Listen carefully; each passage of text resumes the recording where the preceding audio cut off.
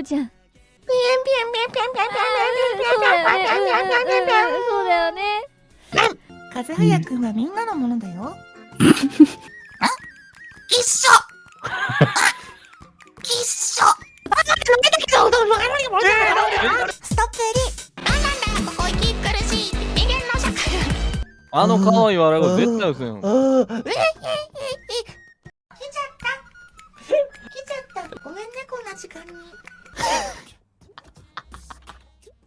また死んだ。そこにもうベッド置いといた方がいいんじゃない？